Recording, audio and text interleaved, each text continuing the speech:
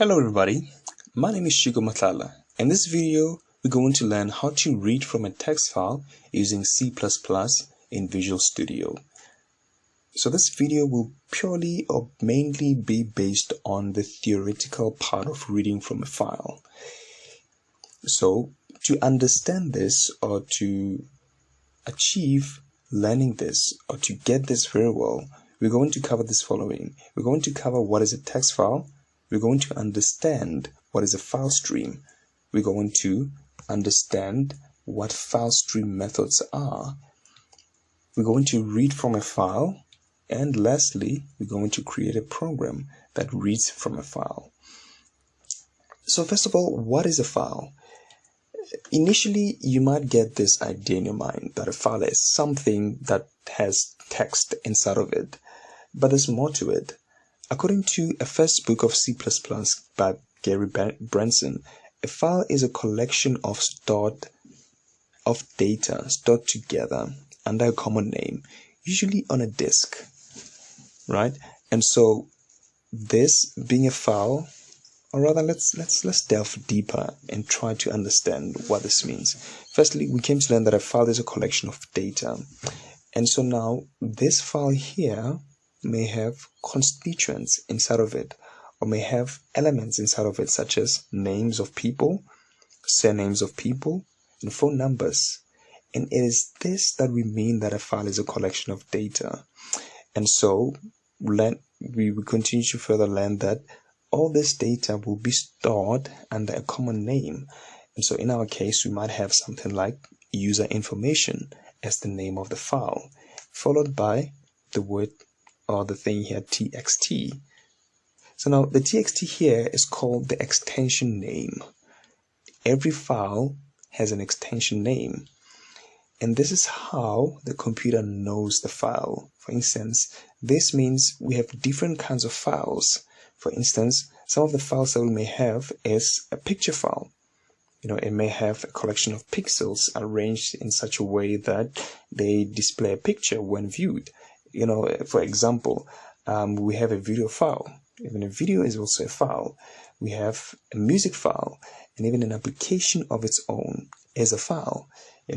Things like what you're doing right now, software is a file. So now, understanding that, but then obviously it's a different kind of a file, it's a program also. And so having that understanding, what can we deduce out of this? So say you want to create a text reader. Text reader here is just an application. You want to create this application, and inside this application you wanted to read the user information, and you wanted to put this information in a very orderly way. So say for instance, in user information we have a name, surname, and say age, for instance. And your text reader should take all that information and put it in such a way that it's accessible, it's easy to read. You maybe want to say Chico Matala is this years old. You want to maybe perhaps put it like that.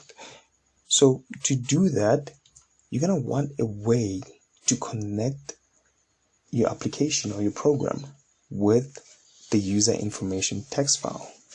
And so now how do you do that? It sounds interesting because there should be some connection. There should be a way to do that. So let's see.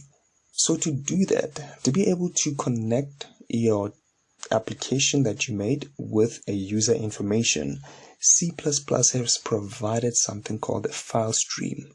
So now using this file stream, you can connect your application with the text reader. I mean your application, which is the text reader here, with the user information text. So now, how do we define a file stream? What is a file stream? So now, according to the same book, a first book of C++ by Gary Branson, a file is a one-way transmission path used to connect a file to a program. So notice how we use interesting words here. One of the words that we used is one-way transmission. And then we also added the word path and the word connection. So let's break it down and see what we mean by this. So when we say a file is a one-way transmission path, we mean at a point we can read from a file or we can write to a file. And so now you may be thinking, but then at some point I've been able to use things like Notepad, where in a Notepad I was able to type whatever I wanted to type and then save. I've even been able to open something from a Notepad. There's so many things that I've been able to do using a Notepad. How does it mean that we can only read or write at a time? Well, let's continue and see. We cannot read and write at the same time. Now, there's benefits to this and there's meaning to this. And we will see as we continue doing this. Now, each file stream has its own manner, which controls the direction of data on the transmission path. Now, look at how it says here now, each file stream. So now, a file stream has objects, and these objects can only have a one-way path, transmission path. Now we will cover these objects and see what they really mean. But for now, I just understand that we can either read from a file or we can write to a file. But now, having understood this part here, that was this, it creates a one-way transmission path. It means in our example here, instead of having a read from a file path, we might have another path, which means we might have two paths.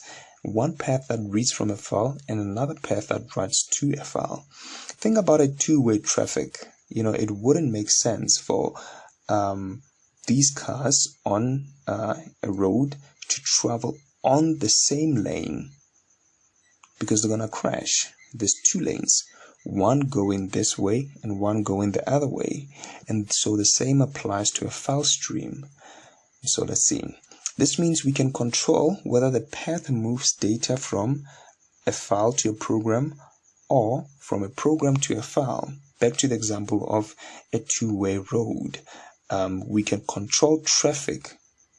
We can control whether cars are going from here to there, or in other words, let me rather say we can control the directions of which the cars go. Whether they go north or east, south or west, we can control that.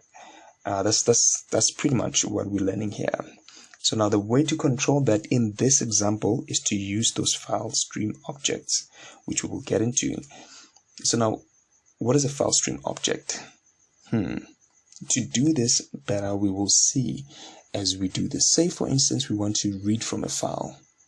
To read from a file, we're going to use what we call an input file stream object. And to write from a file, we're going to use an output file stream object. So now, what are these objects and what do they really, really look like? It's quite interesting. What do they really look like? So let's see. So file stream objects might look something like this. To be able to have those file stream objects, the first thing that you're going to need to do is to include the IfStream. Now, including this IfStream is like telling your application that, wait a minute, this thing here, somewhere here, there will be a transmission path that will connect the user information text and the text reader application. And so the second thing that you need to do, according to this, is to declare those objects, right? And to do that, remember how I said it's a one-way transmission path. The reason is because there's an IfStream which inputs,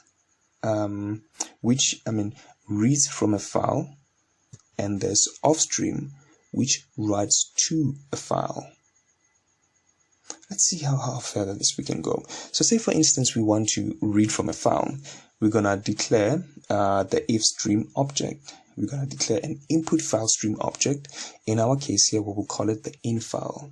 And so remember, when we talk about an object, objects come from a class. And the name of the class that will allow us to input from, to read from a file is the IfStream class. Interesting, right? So now this IfStream class will allow us to declare an infile object. And so now with this infile object, so remember, when we talk about objects, we have attributes or things. For instance, if I am an object, there's attributes. Attributes about me will be I'm light-skinned, I'm dark-skinned, I'm tall or short, I am muscular or not muscular, things like that. Those will be my attributes. So the same applies to this, and there will also be things like methods. In my case, I will be like, he speaks this way, he runs this way. Things that I do, he types faster, he wakes up, he eats this time, he things that I do. So the same applies to this. In the infile, we will have methods. Now these methods will allow us to do a lot of things. So remember, if you create an IfStream, you're creating a path that will only read from a file. This means you cannot use an IfStream to write to a file. IfStream only reads from a file, or in other words, you cannot use the offstream to read from a file. With an offstream, it's like an output. You're only writing to a file. So let's continue. So say you want to read or write from a file to get this thing more clearer so that we can go ahead with it. Say you want to write to a file or from a file. Let's start with writing to a file. So how do we write to a file? The first thing that you need to do is obviously to declare that infile. And so now what this will do, it will create that bridge. Or I think we used a very nice term. I'm forgetting the name of the term that we used.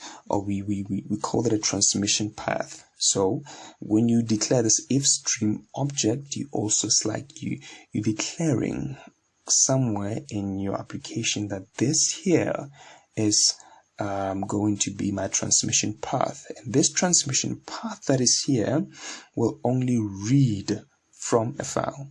This is the path that we use to get information from a file. That's it. And then the second thing that you need to do is to, in our case here, we will get a string. Why do we need a string? You can use whatever that you want to use, but then in our case, I want a string because whatever I'm taking out of the file, I want to store it somewhere. And when I've stored it there, I want to be able to use it wherever I want to. I think it's best that way. If I get money from work, I want to store it inside a bank. So the same applies to this. If I get data from user information, I want to be able to store that data inside file information stream. That's what I want to do. I want to store it inside the file information variable or object, but in this case we'll call it a variable. And so the second thing, another thing that you're gonna need to do is to then open a file, because you need to tell the compiler where this information will be coming from. Similar to you, when you get paid, your bank needs to know where the money is coming from so that it's considered legitimate. The same applies to this. User information text. That information will be needed by the application so that that application knows where the information is coming from. So how do we open a file? So to open this file, you will use the infile.open. Remember how I talked about that an object has methods or functions. One of the functions is that we can open a file.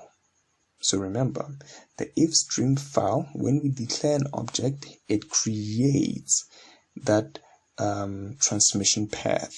And after we create that transmission path, using that transmission path, we can open a file.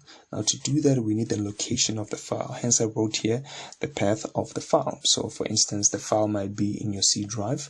You will put the file there. The file might be in your desktop. You need to find the location of your path and then put it here as a string. We will do that when we delve deeper into this. And then after that, you read from a file.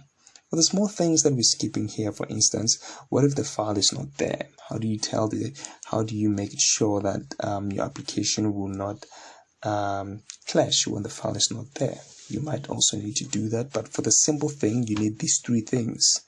Declare the IfStream object, open a file, and then read from a file. So now how do you read from a file? To read from a file is like you write a cin statement. You say in file, and then you use this cin thing is here, and then you're going to have file information. So what this means is that it's going to take the information that it gets from user information, and then it's going to store all that information inside file information. Interesting, right? So now how do we write to a file? So to write to a file, writing is like putting a cout statement. It's like we're displaying into a file. In this case, our file may be empty and we want to put things inside of it. Say we read from user information, we've put all our names together in a nice way. Mr. Shiko Matlala is age this so and so, and he has this and what, and then you want to take all that information and put it nicely together in a new file. And maybe in this case, your file will be ordered and nicer. So how do we do that? So the first thing that you need to do is to create a transmission path. That transmission path, we use the IfStream object.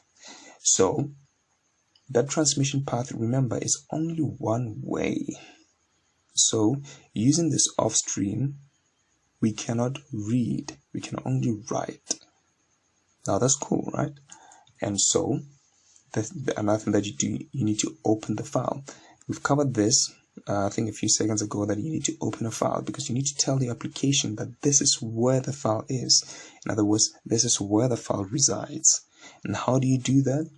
You use this is supposed to be the out file, not in file. You use the out file.open, and then you write to the file. How do you write to a file?